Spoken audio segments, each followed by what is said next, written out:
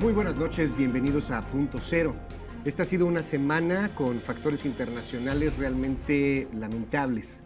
Fuimos testigos de nueva cuenta de un atentado terrorista en Manchester. 22 personas han perdido la vida, al menos hasta el momento de grabar este espacio, 59 heridos y de nueva cuenta el terrorismo es el centro de la agenda internacional. Hoy platicamos sobre Trump en el mundo y los atentados de Manchester. Esto es Punto Cero. Estamos de la fregada. Si en la emergencia epidemiológica... Creo que eso no me va a caber en la cartera. Pues uno te hizo ganar, pues tú vas a ganar con uno, pues viejo, ¿no? Todo por el cochino dinero. ¿Por qué le tiene tanta admiración a un dictador?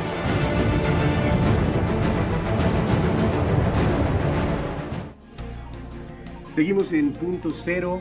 Hoy platicamos sobre los atentados terroristas en Manchester que se dan en el marco de la gira de Trump en el mundo. Platicamos con Brenda Estefan. Brenda, qué gusto saludarte. ¿Cómo estás? Hola Luis, muy buenas tardes. Oye, de nuevo, pues un atentado.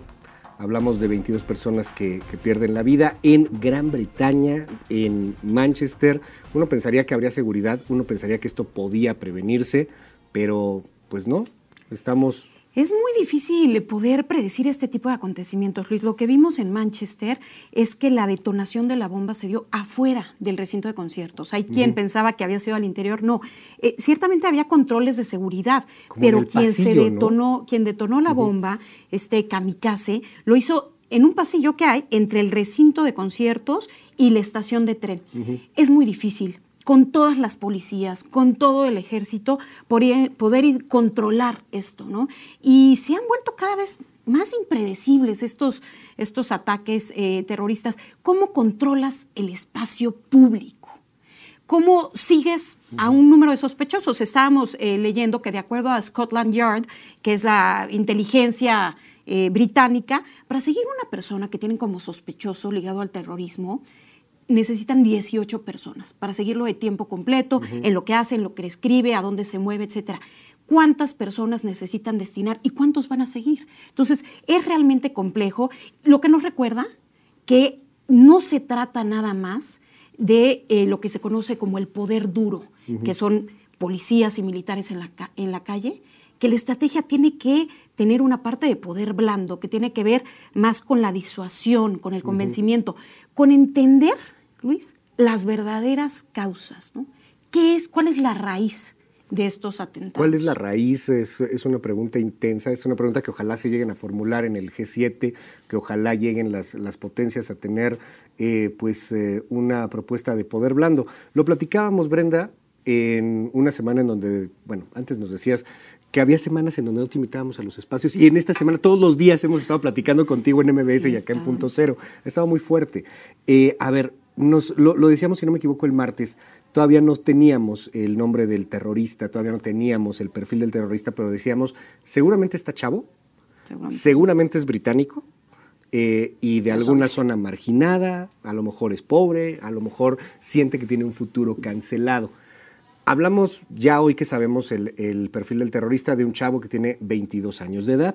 Sus padres huyen del régimen de Muammar Gaddafi, de Libia. Así es. Y Gran Bretaña los acepta, los protege, les dan pasaportes británicos. Al final el niño nace hace 22 años en Gran Bretaña. Es un chavo inglés, o sea, tendrá ascendencia libia, pero él es un chavo de Inglaterra. Ciertamente hay 2 o 3 componentes que suelen ser comunes, que sean varones, que sean jóvenes y que tengan algún origen de Medio Oriente. Sin embargo, hay muchas cosas que son diferentes en cada caso. Por ejemplo, el nivel académico. Tenemos desde estudiantes a doctores hasta ninis. Cuate en particular había dejado la escuela, ¿no? Había dejado la escuela, pero sí hay quien viene incluso de familias con buena posición económica dentro de su país. Es difícil para los servicios de inteligencia en un grupo tan grande que serían jóvenes, varones con origen medio oriental, sería muy difícil hacer un análisis de todos estos. Y es difícil establecer un perfil más específico, más allá de estas 3, 4 características. Y por eso es importante ver cuando se reivindican estos actos, ¿por qué se atribuyen estos actos el Estado Islámico? ¿Qué argumentan? Y los argumentos que vemos en común, siempre. son la intervención de los países occidentales en países de mayoría musulmana. Ese es el número 1. Número 2, quizás la situación de los palestinos. Es una constante, Palestina, los palestinos, los territorios ocupados, etc. Y tercero, y algo que ha ido creciendo, el Islam como víctima, el Islam atacado por Occidente.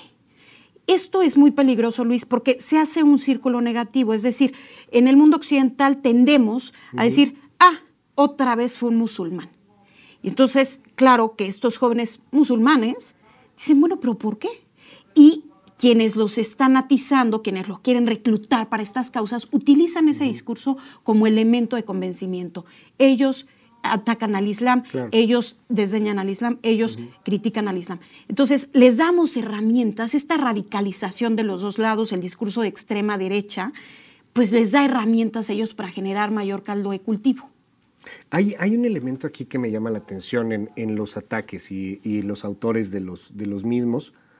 Hablamos, insisto, de jóvenes, casi todos menos de 35 años de edad, pero además son, insisto en el punto, nacionales de los países que atacan o vecinos. O sea, yo entendería la radicalización de un hombre del Estado Islámico que nació en Siria o que está en Raqqa, que la ha pasado muy mal, que él siente que el mundo está contra él, que le han bombardeado, pero estos chavos caminaban en Londres, o sea, tenían una educación de supercalidad. Quizás una visión que solemos tener en Occidente, esta visión de que la radicalización o el extremismo viene de fuera, viene de Medio Oriente, tiene que ser alguien que viene de Irak o de Siria, y no es así. Sí. Por eso decía yo que el verdadero problema, y aquí hay que ser muy enfáticos, no son los musulmanes, que en su inmensa mayoría son una religión pacífica.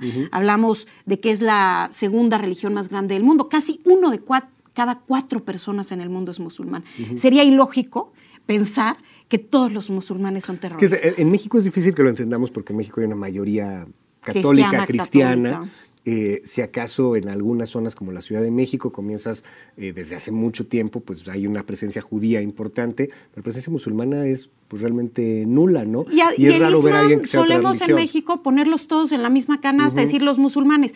Los musulmanes hay enormes diferencias, enormes vertientes, y hay quien piensa que nada más están en el Medio Oriente, no pensemos que en el norte de África, que en Kenia, incluso en el este de África, en Kenia, en Tanzania hay muchos musulmanes, se extienden hasta Asia, el país con más musulmanes en el mundo es Indonesia, ¿no? Entonces, hay que entender geográficamente la extensión del Islam, no confundir el Islam con el terrorismo. El problema no es la religión, el problema es una ideología de radicalización a partir de ciertos principios religiosos. Y vamos a dejarlo aquí antes de la pausa, si me permites, Brenda. Es una ideología de radicalización, pero ahorita retomamos este tema, porque estás radicalizado, pero ¿por qué estás radicalizado en Gran Bretaña? Porque estás radicalizado en Francia. Claro.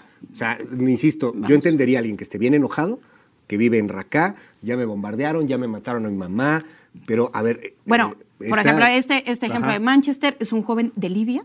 No olvidemos que Libia fue ocupado por Gran Bretaña y por Francia. Pero él nació en Londres. Pero él puede decir, el país de mis padres, a mí me expulsaron de mi país, de origen de mis padres, me expulsaron, y la ocupación occidental acabó con mi país. Hay argumentos, es decir, hay líneas que se pueden trazar. Sí, que podemos unir ahí. Que se pueden unir, pero es la ideología lo que hay que atacar. Vamos a dejarlo ahí, porque es una ideología interesante. Vamos a ver dónde va el punto. Hacemos una pausa, esto es Punto Cero. Platicamos hoy sobre los ataques terroristas en Manchester. Y ahorita en un ratito, no le cambie, pero vamos a hablar de Trump.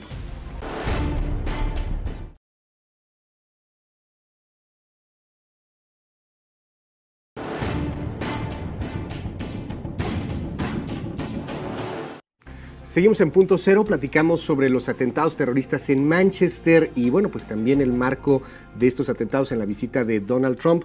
Brenda, Estefan, platicábamos hace un rato antes de irnos a la pausa que estos jóvenes pues tienen una situación muy, muy particular. No son jóvenes que hayan vivido en Siria, no son jóvenes que hayan sentido la guerra en carne propia.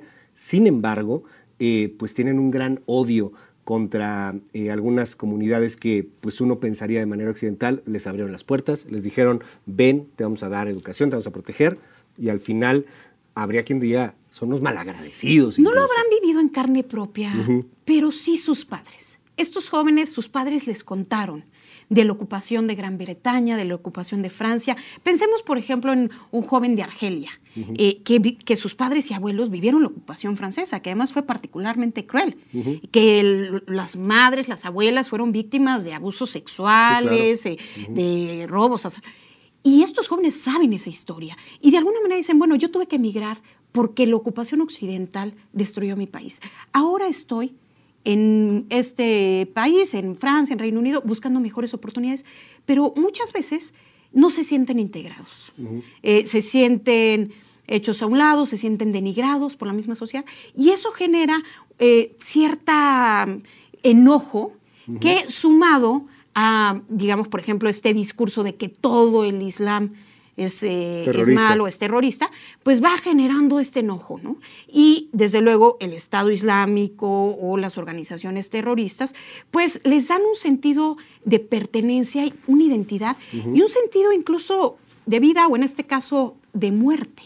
Claro. Es decir, tú ya valió la pena porque estás mandando un mensaje y estamos siendo exitosos con esta serie de ataques terroristas, mandando el mensaje. Es de trascendencia, porque tienes que ser chavo para volarte, matarte y trascender de acuerdo a esta ideología. Eligen formatos casi teatrales, Luis. Es decir, muy escandalosos en su forma, ¿no? Claro.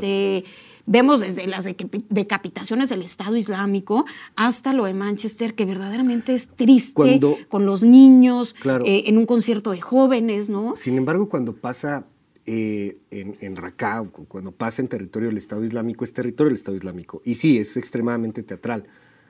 Pero este Estado Islámico se ha convertido en una especie, no sé si decirle como de fantasma, es un espectro de ideología radical que está en el mundo, porque estoy seguro que este hombre, por lo que han dicho, que este joven de 22 años de edad, en su vida había pisado territorio del Estado Islámico. Lo hizo a través de Internet. No basta, estamos escuchando continuamente a Donald Trump y a algunos líderes internacionales de la importancia de acabar con el Estado Islámico. No basta, Luis, con acabar con el Estado Islámico. No basta con poner una fortaleza alrededor de Europa y Estados Unidos. Eso no va a acabar con la amenaza terrorista, porque el problema es la ideología de radicalización islámica. El problema es esta ideología y cómo volvemos inmunes a estos jóvenes. ¿Qué podemos hacer las sociedades occidentales para volver inmunes a estos jóvenes respecto a este tipo de ideología extremista, radicalizada, ¿no? Que va a seguir reproduciéndose como estos animales que les cortan las cabezas y salen otras cabezas? No importa cuántas policías, cuántos militares, cuántas fortalezas pongas, no importa que acaben, borren del mapa, por así decirlo, al Estado Islámico, si la ideología sigue permeando entre los jóvenes, incluso a través, pues, mucho de las redes sociales. Una de las estrategias que han seguido los países occidentales ahora es crear estas unidades de inteligencia para seguir la actividad en Internet de jóvenes que podrían potencialmente radicalizarse. Pero el fondo es la ideología, por eso importante, no nada más el poder duro, sino el poder blando. El tema, y yo sé que no tiene a lo mejor que ver con una relación de poderes entre el Estado Islámico, entre el mundo árabe, el mundo del Islam y Occidente, pero me preocupa mucho porque lo estamos viendo con los jóvenes y con estas nuevas generaciones que parece tienen un futuro cancelado. Hay situaciones bien lamentables en donde un joven que no sea musulmán, de pronto dice, no hay chamba, no hay forma, no tengo ganas de hacer nada, no puedo hacer nada. Hay fenómenos tan raros que uno diría, ¿estamos en dónde? Con la ballena azul. ¿Has escuchado de eso? Un tipo que se acaba de matar en México hace unas horas por la ballena azul, ¿no? 19 años de edad. O sea, creo que hay un problema en donde quizá no nos estamos dando cuenta de qué pasa con los chavos. ¿Qué está sucediendo con los jóvenes en el mundo entero, ¿no? Sí, obviamente, si tienes todo eso y además te estoy discriminando porque eres porque profesas el Islam. Claro, la islamofobia es uno de los elementos que más alimenta esto. Es decir, esta no es una lucha entre religiones, esta es una lucha entre discursos radicales de odio, ya sea extrema derecha o radicalización islámica. Y sí, lo que dices tú, sin duda, la parte de qué le está faltando a los jóvenes. No hay una sola respuesta para saber qué hace vulnerables a estos jóvenes, pero casi un elemento en común, como estos movimientos radicales les ofrecen una identidad, un sentido. Casi todos estos jóvenes no saben para dónde van, no saben quién soy, hay una falta de identidad. Eso sí es casi una constante que se ha identificado, y en ese sentido, como bien señalas, pues se requiere un trabajo mucho mayor de prevención con la juventud, de trabajar con estos jóvenes, de integración, de diálogo multicultural, ¿no? Promover este diálogo entre personas de diferentes religiones y razas, que nos haga ver que tenemos mucho más en común que en contra. De tolerancia. Así es. A raíz de estos atentados y a raíz también de cosas que están sucediendo en México, como una extrema violencia, y algo que nos llamó mucho la atención, la semana pasada vimos el video, bueno, no el video, vimos las imágenes lamentables de un tipo mal de sus facultades que en la iglesia va a cuchillar a un sacerdote. Y generó algunas polémicas, generó por ahí algunas teorías muy de entrada rapidísimas, sin confirmar, que decían puede ser el primer atentado islámico. Bueno, nos dimos cuenta que no, es una persona que está mal de sus facultades mentales. Sin embargo, de pronto nos preguntamos qué pasaría si hubiese terrorismo en México. Salimos a la calle, le preguntamos a la gente, ¿estamos preparados? ¿Qué haría? ¿Cómo sería? Vamos a ver lo que nos dijeron. Claro que sí. Yo creo que no, México no está preparado para... Pues porque definitivamente no creo que haya mucha cultura acerca de seguridad en México. Definitivamente, si nos preguntas, por ejemplo, yo como ciudadano de aquí de la ciudad, por ejemplo en el aeropuerto, no sé cuáles serían las medidas de seguridad en caso de que se llegara a ocurrir un atentado. Yo creo que no, pues porque si tú observas en las líneas de transporte, en el metro, por ejemplo, pues no hay seguridad como suficiente para detectar eso.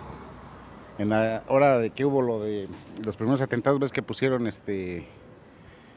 ahí para identificar si alguien llevaba armas o eso, pero pues realmente ni se utiliza, nada más están de adorno. Por supuesto que no estamos preparados. Pues porque no hay control de toda la policía, no hay control de todas las autoridades. Cada quien está allí por compadrazgo y no necesariamente porque sea altamente calificado. Así que no lo creo. No. Me parece que las instituciones de seguridad como la policía y el ejército pues no tienen nunca el entrenamiento adecuado, ni para cosas menores. Entonces no creo que para un atentado terrorista. Tampoco creo que seamos objeto de algún terrorista, la verdad. No. ¿Por qué? No, por muchas cosas. Aquí, por ejemplo, vamos a decir, el gobierno no está así, no tiene las armas suficientes como para atacar así a los terroristas, la verdad. Más ni el pensamiento tiene, ni ¿cómo te diré?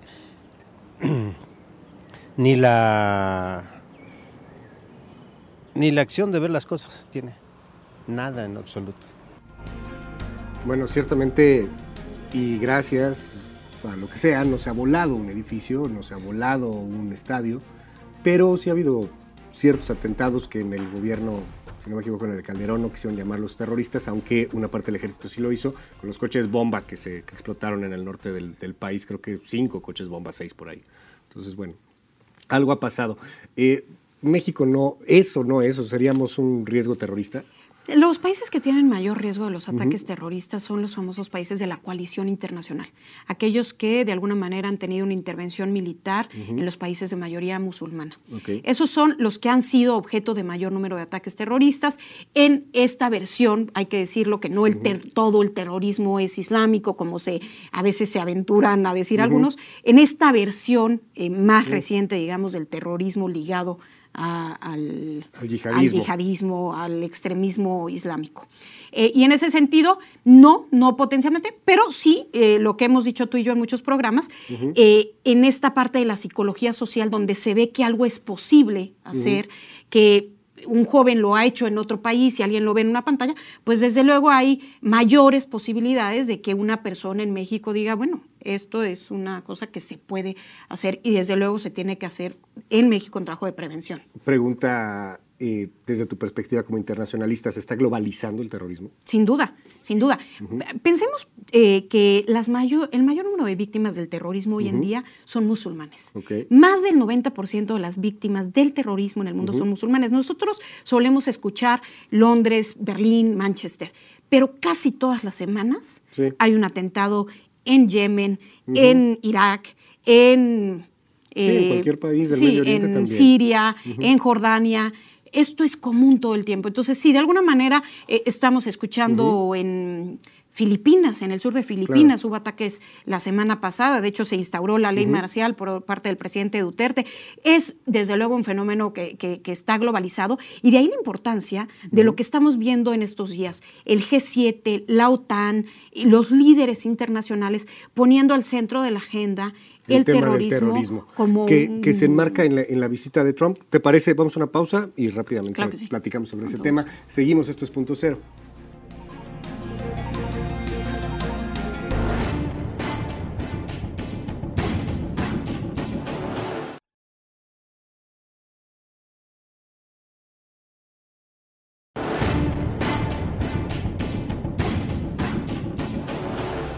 Seguimos en Punto Cero. Brenda, antes de irnos a la pausa, platicábamos pues sobre ahora en la agenda internacional el terrorismo, pero también todo esto se enmarca en la visita que ha tenido Trump y la reunión particularmente del G7 y bueno, pues estos temas en donde tendrán que plantear soluciones para el problema. Así es, la reunión del G7 que se llevará a cabo el día de mañana en Sicilia estaba pensado que se enfocara en migración y a partir de lo sucedido en Manchester decidieron que se enfocara en terrorismo. Theresa May, la primer ministro del Reino Unido, asistió hoy a la reunión en la OTAN, estará mañana en el G7 a pesar de lo que sucedió en Manchester. Esto te da una idea de la importancia que le están dando los líderes de estos países a la cooperación internacional y al tener una estrategia conjunta, integral, que pueda hacer frente al terrorismo internacional.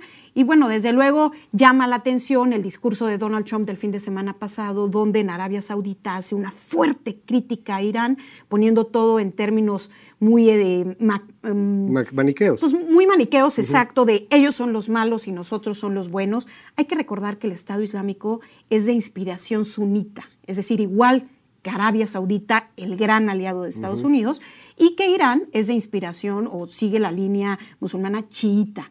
Entonces, muchas contradicciones en este planteamiento estadounidense de decir que el gran encabezador del terrorismo en el mundo es Irán. Creo que es mucho más complejo que eso y que esta es una lectura que solemos ver en los Estados Unidos desde Bush, el eje del mal, estos son los malos, nosotros somos los buenos y hay que meter dinero para comprar armas y atacarlos. Más allá de ese discurso maniqueo, creo que sí, no se puede desestimar la amenaza que representa para el mundo, no por el número de muertes, que muchas veces se cobran más muertes por otras causas que por el terrorismo, pero sí porque cada vida merece pues su valor, su respeto, y tenemos que ver por qué están pasando cosas como lo que sucede en Manchester. Y porque hay, aunque ciertamente son menores las vidas del terrorismo, las que cobra el terrorismo a comparación de enfermedades, cualquier otra cosa, sí te genera una desestabilización política económica, ¿no? Así es, social. Ese es el tema social. Importante, sin duda. Genera además una estación continua de miedo, de estrés por parte de la población, que eso es muy complejo para los gobiernos de manejar. Sí, claro. Bueno, pues estaremos muy atentos al respecto de estos temas. Como siempre, Brenda, Estefan, te agradezco muchísimo que estés con nosotros. Y pues te seguimos Twitter, Facebook, ¿cómo? Gracias, Luis. Sí, en Twitter como @b_Estefan y en Facebook Brenda Estefan. Gracias, Brenda. Que tengas un buen día. Cuídese mucho, descanse, pásela bien. Nos escuchamos mañana tempranito en la primera emisión de Noticias MBS. Cuídese mucho. Bye, bye.